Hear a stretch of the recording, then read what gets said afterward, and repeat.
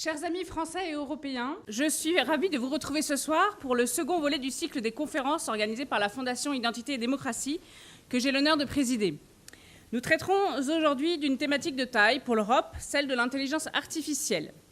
Pour évoquer ce sujet, nous avons la chance de recevoir divers intervenants qui nous permettront de mieux cerner les enjeux de cette révolution technologique qui secoue le monde entier et qui constitue pour l'Europe un véritable défi. Précision utile, leur intervention ne préjuge en rien de leur opinion politique. Si la Fondation assume évidemment son affiliation idéologique, nous tenons à préciser que nos invités sont indépendants, divergent pour certains de nos positions, mais ont en revanche tous en commun la passion de leur sujet, une expertise et le souci que l'intelligence artificielle soit prise en compte rapidement et efficacement par les acteurs politiques. Il ne se passe pas un jour sans qu'un média n'aborde le sujet de l'intelligence artificielle, pour parler d'une révolution qui bouleverse le quotidien et promet des miracles pour l'avenir des hommes. Santé, éducation, économie, technologie, défense, tous les pans... voilà, non, je suis perdue. Excusez-moi. Tous les pans de notre vie quotidienne et plus largement de la société sont concernés par les atouts de l'IA.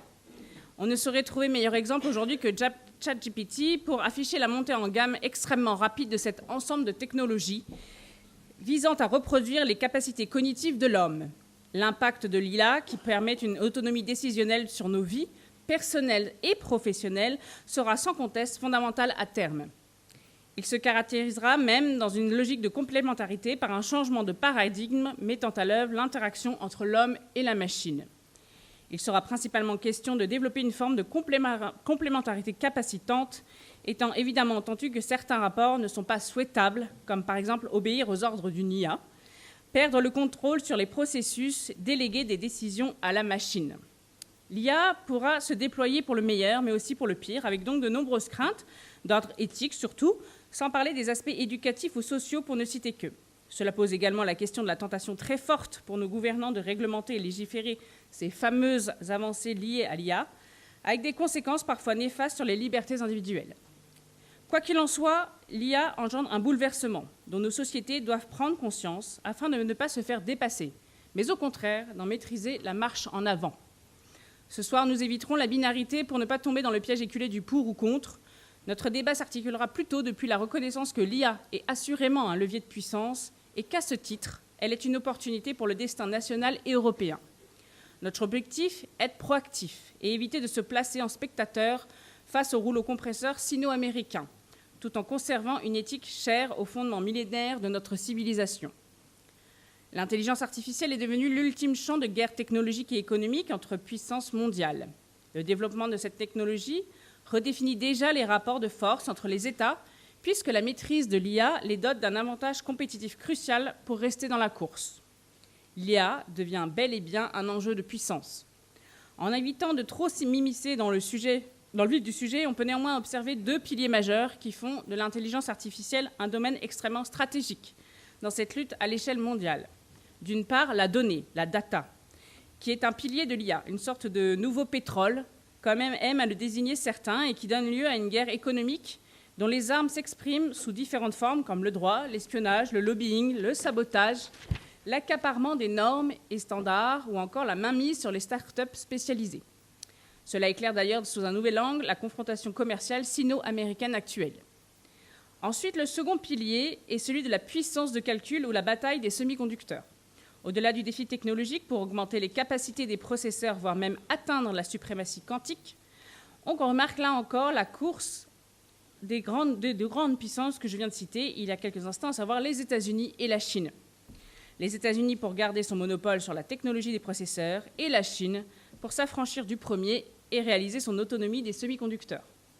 Ces deux piliers sont éminemment primordiaux et vous aurez sûrement noté avec dépit que je n'ai pas cité l'Europe ou la France. Si l'Union européenne et la France ont établi chacune des stratégies individuelles et communes sur la nécessité de maîtriser l'IA, elles pâtissent d'un retard considérable par rapport aux deux mastodontes chinois et américains pour des raisons diverses, mais pas inéluctables.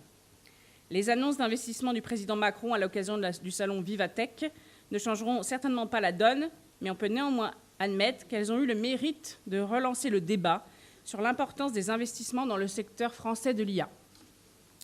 La route est encore longue pour la France et l'Europe, mais nous verrons au cours de la soirée qu'il faut se garder de toute fatalité, car nous avons un rôle à jouer dans cette guerre économique et technologique qui fait rage, et rien n'est jamais trop tard pour rattraper le temps perdu.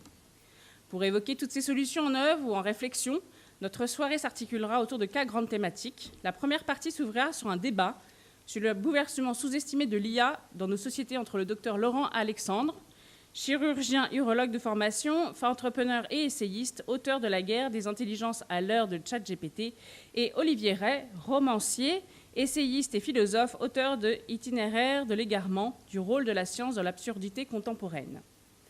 La deuxième partie portera sur la place de l'Union européenne dans la course à l'IA et sera animée par Marco Malaguti, chercheur en sciences de l'éducation et au sein du think tank Machiavelli Centro Studi Politici e Strategici. Excusez mon accent.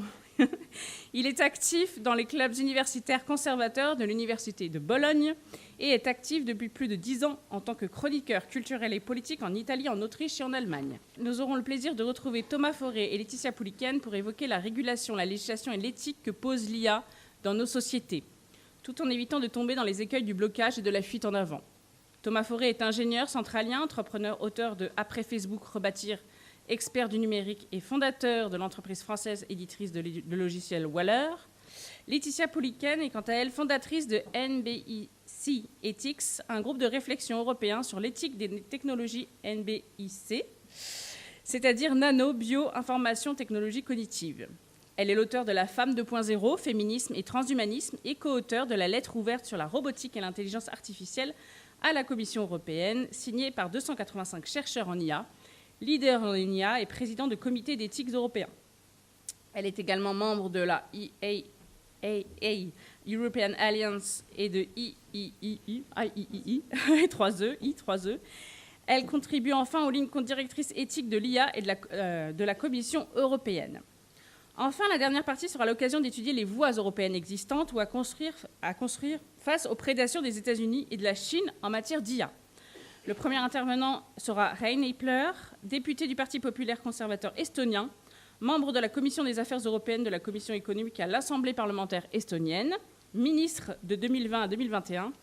Il est le témoin privilégié d'un pays leader en cyberdéfense, démontrant que la taille d'un pays ne préjuge en rien de sa capacité à être un acteur international solide en termes d'innovation. Le docteur Norman Lewis prendra la suite. Il est écrivain, conférencier, consultant en matière d'innovation et de technologie et chargé de recherche invité au MCC Bruxelles. Et enfin, Aurélien Lopez-Ligori, député Rassemblement national de l'Hérault et président du groupe d'études souveraineté numérique à l'Assemblée nationale, conclura cette partie d'ouverture sur les solutions politiques. La conclusion sera quant à elle assurée par M. Jordan Bardella, député européen, vice-président du Parti Identité et Démocratie, membre de notre fondation et président du Rassemblement national. Au nom de la Fondation Identité et Démocratie, je remercie l'ensemble des intervenants pour leur présence ce soir, pour certains venus de loin, et souhaite à chacun d'entre vous une excellente soirée.